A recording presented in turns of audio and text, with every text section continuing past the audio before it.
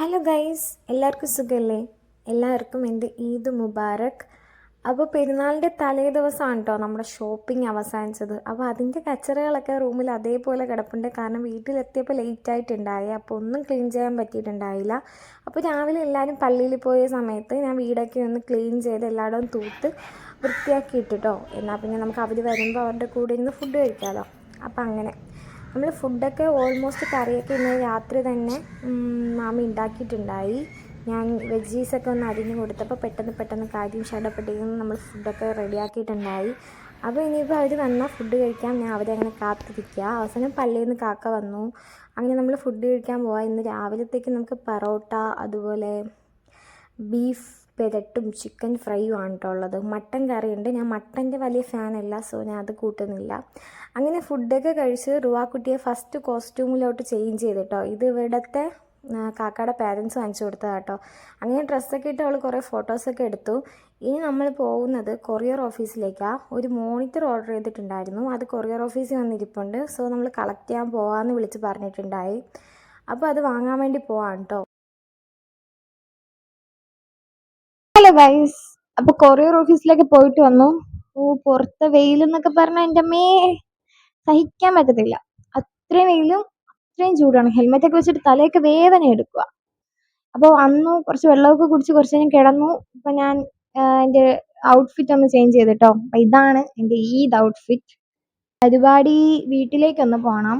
എൻ്റെ ഒരു അച്ഛൻ്റെ ബ്രദർ ഉണ്ട്, കൊച്ചച്ഛൻ്റെ. അപ്പോൾ കൊച്ചച്ഛൻ്റെ വീട്ടിലോട്ട് പോകണം. അത് രണ്ടേ ഉള്ളൂ പ്ലാനിൽ. ഈ ഒരു ചൂടത്ത് പുറത്തോട്ട് ഇറങ്ങുന്നതേ ടാസ്ക്കാണ്. പിന്നെ ഇന്ന് പെരുന്നാളാണ്. നമ്മൾ ഒരുങ്ങി നമ്മളെല്ലായിടത്തും പോകണം. അത് മനസ്സിൽ കണ്ടിട്ട് ഞാൻ ഒരുങ്ങാൻ പോവാണ് കേട്ടോ. പിന്നെ എൻ്റെ മെഹന്തി കണ്ടോ ഗൈസ്? രാത്രി നിങ്ങൾ ഓർക്കണം, രാത്രി 2 മണിക്ക് ഇരുന്ന് ഇട്ടതാണ് കേട്ടോ. ഞാൻ ഒരു വലിയ മെഹന്തി ആർട്ടിസ്റ്റൊന്നും അല്ല. എന്തൊക്കെയോ കാണിച്ചു കൂട്ടിയൊക്കെയാണ്. റുവാതെ ആക്രമണത്തിൽ നിന്നൊക്കെ എന്തൊക്കെയോ ഡിഫക്റ്റ് ഇതിലുണ്ട്. കുഴപ്പമില്ല. റുവാക്ക് ഞാൻ ചെറുതായിട്ട് മെഹന്തിയൊക്കെ ഇട്ട് കൊടുത്തിട്ടുണ്ട്. അവളുടെ ഫസ്റ്റ് ഈദല്ലേ, അങ്ങനെ. എങ്ങനെയുണ്ട് ഗൈസ്? എനിക്കിഷ്ടമായി. നല്ല കളറാണ്. നിങ്ങൾ മുഖത്തിന് കോംപ്ലിമെന്റ് ചെയ്യും. കുറച്ചും കൂടെ മുഖം ഒന്ന് ഫെയർ ആയിട്ട് കാണിക്കും തോന്നുന്നു എനിക്ക്. Orange colour.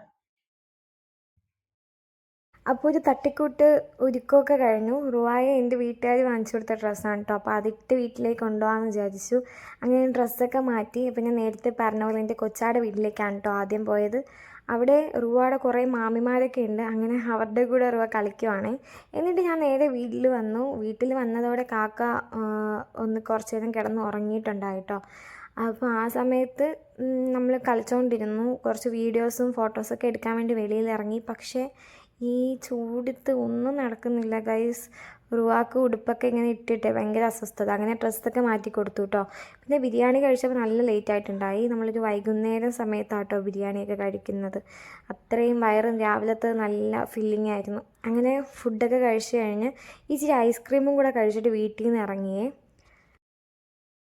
അങ്ങനെ എൻ്റെ വീട്ടിൽ നിന്ന് ഇറങ്ങി നമ്മൾ വീട്ടിലേക്ക് വന്നു കേട്ടോ. കുറച്ച് നേരം ഒന്ന് ഇരുന്നു. അതിനുശേഷം ഒന്ന് കിടന്നത് മാത്രമേ എനിക്ക് ഓർമ്മയുള്ളൂ. പിന്നെ ഞാൻ കഴിക്കുമ്പോൾ രാത്രി ആയിട്ടുണ്ടായിരുന്നു. അങ്ങനെ ഫുഡ് കഴിക്കാൻ പോവാണ്. വാവയെ എൻ്റെ കൂടെ കിടന്നുറങ്ങി. അപ്പോൾ ഇന്നത്തെ രാത്രി എന്താവും എന്ന് എനിക്കറിയത്തില്ല. അങ്ങനെ ഫുഡ് കഴിക്കാൻ പോവാണ്. നല്ല ബീഫ് പെരട്ടും ബിരിയാണി ചോറൊക്കെ ആയിട്ട് അങ്ങനെ ഫുഡ് കഴിച്ചു. ഇതാണ് കേട്ടോ കാക്ക ഇന്ന് വാങ്ങിയിട്ടുണ്ടായിരുന്ന മോണിറ്റർ. നല്ല അടിപൊളിയാണ് കേട്ടോ. അങ്ങനെ കാക്കയുടെ റൂമിലൊക്കെ ഒന്ന് പോയി നോക്കിയിട്ട് ഞാൻ കിടക്കാൻ വേണ്ടി പോവുകയാണേ. ഗൈസ്, ഇത്രയേ ഉള്ളൂ എൻ്റെ ഒരു ഈദ് വ്ളോഗ്. ഞാൻ കുറേ നേരം കിടന്നുറങ്ങി. എങ്ങനെ ഉറങ്ങിയെന്ന് അറിയത്തില്ല. വാവയും നല്ല രീതിക്ക് ഉറങ്ങി ഇപ്പോൾ എഴുതിയതേ ഉള്ളൂ. സോ ഇന്നത്തെ ദിവസം എനിക്ക് ശിവരാത്രിയാണ്. അവളിനി ഉറങ്ങുമെന്ന് എനിക്ക് തോന്നണില്ല. അപ്പം എന്തായാലും ഇന്നത്തെ വീഡിയോ ഇങ്ങനെ അവസാനിപ്പിക്കുകയാണ്. ഇതാണ് എൻ്റെ ഒരു ചെറിയ ഈദ് വ്ളോഗ്. ഒരു നോർമൽ ഡേ പോലെ ആയിരുന്നു ഇന്ന്. ഈ ചൂടത്ത് നമുക്കൊന്നും പുറത്തോട്ട് ഇറങ്ങാൻ പറ്റാത്തതുകൊണ്ടാണ് കേട്ടോ. അല്ലെങ്കിൽ നമ്മൾ എവിടെയെങ്കിലുമൊക്കെ പോകുമായിരുന്നു. അപ്പം ഇത്രയേ ഉള്ളൂ. നിങ്ങൾക്ക് വീഡിയോ ഇഷ്ടമായിട്ടുണ്ടെങ്കിൽ ലൈക്ക് ചെയ്യാനും ഷെയർ ചെയ്യാനും സബ്സ്ക്രൈബ് ചെയ്യാനും മറക്കല്ലേ. അപ്പം എല്ലാവരും സപ്പോർട്ട് ചെയ്യാം. അടുത്ത വീഡിയോയിൽ കാണാം. അതുവരെ ബൈ ബൈ.